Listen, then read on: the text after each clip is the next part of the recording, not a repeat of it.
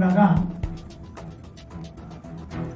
10 ವರ್ಷದಲ್ಲಿ 50 ವರ್ಷ ಆಗದಿರತಕ್ಕಂಥ ಅನೇಕ ಪ್ರಗತಿಯ ಜೊತೆಯಲ್ಲಿ ಸಾಮಾನ್ಯ ಜನರಲ್ಲೂ ಕೂಡ ನಿಮ್ಮ ಪಾಲುದಾರಿಕೆ ಇದೆ ಅನ್ನೋದನ್ನ ರೈಲ್ವೆ ಇಲಾಖೆ ತೋರಿಸ್ತಾ ಇದೆ. ಇದಕ್ಕೆ ಕಾರಣೀಭೂತರಾದ ನಮ್ಮೆಲ್ಲರ ನೆಚ್ಚಿನ ಪ್ರಧಾನಮಂತ್ರಿ ನರೇಂದ್ರ ಮೋದಿ ಅವರನ್ನ, ನಮ್ಮ ಇಲಾಖೆಯ ಮಂತ್ರಿಗಳಾದಂಥ ಅಶ್ವಿನಿ ವೈಷ್ಣವ್ ಅವರನ್ನ, ನಮ್ಮ ಇಲಾಖೆಯ ರೈಲ್ವೆ ಬೋರ್ಡ್ನ ಅಧ್ಯಕ್ಷರನ್ನ ನಾನು ಮುಕ್ತ ಕಂಠದಿಂದ ಅಭಿನಂದಿಸ್ತೇನೆ. ರೈಲ್ವೆ ಇಲಾಖೆಯ ಕಾರ್ಯವೈಖರಿ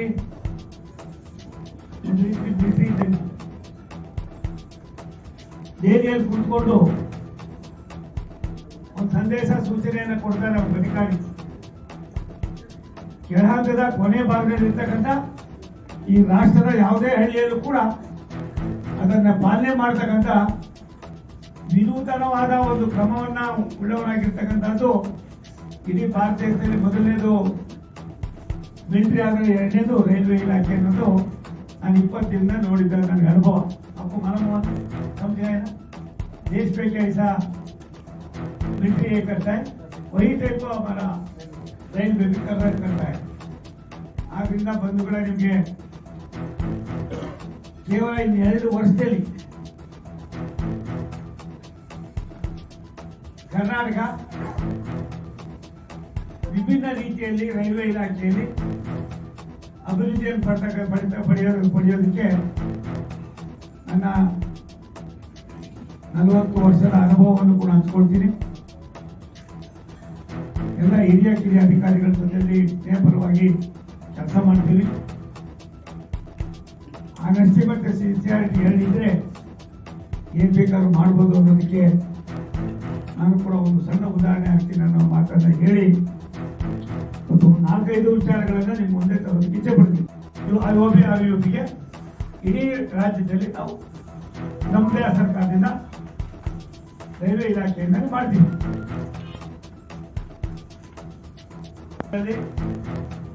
ಬೆಂಗಳೂರು ನಗರದಲ್ಲಿ ಸಾರಿಗೆಯನ್ನು ಇನ್ನಷ್ಟು ಉತ್ತಮಗೊಳಿಸುವ ನಿಟ್ಟಿನಲ್ಲಿ ಹಲವು ಅಗತ್ಯ ವಸ್ತುಗಳನ್ನು ಅಗತ್ಯವಾದ ಕ್ರಮಗಳನ್ನು ಗಮನದಲ್ಲಿಟ್ಟುಕೊಂಡು ನಗರಕ್ಕೆ ವರ್ತುಲ ರೈಲ್ವೆ ಸರ್ಕ್ಯುಲರ್ ರೈಲ್ ನೆಟ್ವರ್ಕ್ ವ್ಯವಸ್ಥೆ ನೀಲಿ ನಕ್ಷೆ ಬ್ಲೂ ಪ್ರಿಂಟ್ ಈಗಾಗಲೇ ಮಾಡಿಸಿದ್ದೀವಿ. ರೈಲ್ವೆನ ಸುಮಾರು ಜಬರ್ಮಲ್ ಬರ್ತಾ ಇದೆ, ಅದರಿಂದ 10 ಕಿಲೋಮೀಟರ್ ಮುಂದಕ್ಕೆ ಹೋಗ್ತಾ ಇರೋದು ಬೆಳೆದೋಗಿದೆ. ಅದಕ್ಕೆ ಯಾವ್ಯಾವ ಊರುಗಳು ಬರ್ತಾರೆ ಅನ್ನೋದು ಹೇಳ್ತೀನಿ. 287 ಕಿಲೋಮೀಟರ್ ಉದ್ದದ ರೈಲು ಯೋಜನೆ ನಿಡುವಂತ ವಡ್ರಳ್ಳಿ, ದೇವನಹಳ್ಳಿ, ಮಾಲೂರು, ಇಲ್ಲಲಿಗೆ, ಹೆಜ್ಜಾರ, ಸೋಲೂರು ಮತ್ತು ನಿಡುವಂತ ನಿಲ್ದಾಣಗಳ ಮೂಲಕ ಬೆಂಗಳೂರು ನಗರದ ಪ್ರಮುಖ ರಸ್ತೆ ರೈಲ್ವೆ ಕೊಂಡಿಗಳಿಗೆ ಸಂಪರ್ಕ ಕಲ್ಪಿಸುವ ಯೋಜನೆಯನ್ನು ಈಗಾಗಲೇ DPR ಪ್ರಗತಿಯಲ್ಲಿದೆ.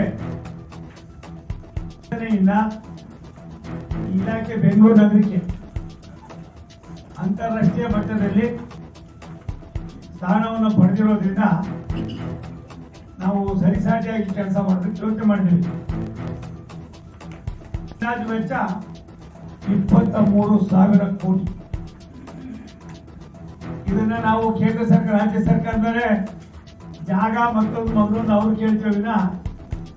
ಇದೆಲ್ಲವೂ ಕೂಡ ನಾವೇ ಅಂಕಿತ ಹಾಕಿ ಕರ್ನಾಟಕ ರಾಜ್ಯದ ರಾಜಧಾನಿಗೆ ಒಂದು ದೊಡ್ಡ ಕೊಡುಗೆಯನ್ನು ಕೊಡಬೇಕು ಅಂತ ಬೇರೆ ಬೇರೆ ರಾಜ್ಯಗಳಿಗೆ ಏನ್ ಮಾಡ್ತಾ ಇದ್ದಾರೋ ಅದನ್ನ ನಾವು ಇಲ್ಲೂ ಮಾಡಬೇಕು ಅನ್ನೋದನ್ನ ನಮ್ಮ CM ಸಾಹೇಬ್ರವರು, ನಮ್ಮ ಇಡೀ ಇಲಾಖೆ ಮುಖ್ಯಸ್ಥರು ಮಾಡ್ತಾ ಇದ್ದೀವಿ. ರೈಲ್ವೆ ಅಂಡರ್ ಪಾಸು, ರೈಲ್ವೆ ಮೇಲ್ ಸೇತುವೆ, ಅರ್ಧ ದುಡ್ಡನ್ನ ಕೇಂದ್ರ ಸರ್ಕಾರ ಕೊಡಬೇಕು, ಇನ್ನರ್ಧ ದುಡ್ಡನ್ನ ರಾಜ್ಯ ಸರ್ಕಾರ ಕೊಡಬೇಕು. ಜಾಗವನ್ನ ರಾಜ್ಯ ಸರ್ಕಾರ ಮುಪ್ಪತ್ತಕ್ಕೆ ಬಿಟ್ಕೊಳ್ಬೇಕು. ಇದು ಎಷ್ಟು ಮಟ್ಟಿಗೆ ಕುಂಠಿತವಾಗಿದೆ ಅಂದ್ರೆ ಹೇಳಕ್ ಸಾಧ್ಯ ಇರಲಿಲ್ಲ. ನಾನು ಕೂಡ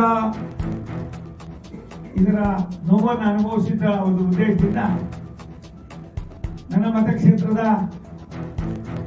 ಶಾಮಣ್ಣ ಗಾರ್ಡನ್ಗೆ ಹೋಗ್ತಕ್ಕಂಥ ವಿಜಯನಗರ ಇರ್ಬೋದು, ನಾಯಂಡಹಳ್ಳಿದು ಇರ್ಬೋದು, ಯೂನಿವರ್ಸಿಟಿ ಹತ್ರದ ಇರ್ಬೋದು, ಎಲ್ಲಕ್ಕಿಂತ ಮಿಗಿಲಾಗಿ ನಮ್ಮ ತಾಲೂಕಿನಲ್ಲಿ ಕೆಲವಾರು ಸಮಸ್ಯೆಗಳು ಬಂದಾಗ ರೈಲ್ವೆ ಇಲಾಖೆ ಜೊತೆಯಲ್ಲಿ ಒಂದು ಅಂಡರ್ ಪಾಸು, ಒಂದು ಓವರ್ ಬ್ರಿಡ್ಜಸ್ ಕೆಲಸ ಮಾಡ್ತಾ ಇದ್ದಾರೆ ಅನ್ನೋದಕ್ಕಿಂತ ದನಕರುಗಳು ರೈಲ್ ಬಂದಾಗ ಸಾಮಾನ್ಯ ಜನ ಆತರದಲ್ಲಿ ಹೋಗಿ ಪ್ರಾಣ ಕಳ್ಕೊಳ್ತಕ್ಕಂಥ ಸಂದರ್ಭವನ್ನು ಅರ್ಥ ಮಾಡಿಕೊಂಡು ರಾಷ್ಟ್ರದ ಪ್ರಧಾನಮಂತ್ರಿಗಳು, ರಾಷ್ಟ್ರದ ನಮ್ಮ ಮಂತ್ರಿಗಳಾದ ಸನ್ಮಾನ್ಯ ಅಶ್ವಿನಿ ವೈಷ್ಣವ್ ಅವರು ಎಲ್ಲೆಲ್ಲಿ ಈ ರೀತಿಯಾದ ಅಂಡರ್ ಪಾಸ್ಗಳು ಮತ್ತೆ ಆಗೋಗಿ ಇದೆ ಇದನ್ನೆಲ್ಲವನ್ನು ಕೂಡ ಒಂದು ರೀತಿ ಸಮರೋಪಾದಿಯಲ್ಲಿ ಮಾಡ್ತಕ್ಕಂಥದಕ್ಕೆ ಚಾಲನೆಯನ್ನು ಕೊಡೋದು ಮುಖ್ಯನ ಬೆಂಗಳೂರು ಕರ್ನಾಟಕದ ಬೆಂಗಳೂರು ನಗರವನ್ನು ಹೊರತುಪಡಿಸಿ ಬೆಂಗಳೂರು ನಗರ एक्सक्लूसिव बेंगलुरु नगर एक बड़ा सिटी है, इसका काम उसका ಕಾರ್ಪೊರೇಷನ್ ಈ ನಗರವನ್ನು ಹೊರತುಪಡಿಸಿ ಬೇರೆ ಎಲ್ಲ ಕಡೆಯಲ್ಲೂ ಕೂಡ 59-60 ಮೇಲ್ಪಟ್ಟು ನಮ್ಮಲ್ಲಿ ಈಗಾಗಲೇ ಆಗಬೇಕಾದಂತ ಬಿಟ್ಟು ಸರ್ಕಾರ ಅದನ್ನ ನಾವು ವಿತರಣೆ ಮಾಡಿದ್ದೀವಿ ಅಂತ ತೀರ್ಮಾನ ಮಾಡಿದ್ದೀವಿ.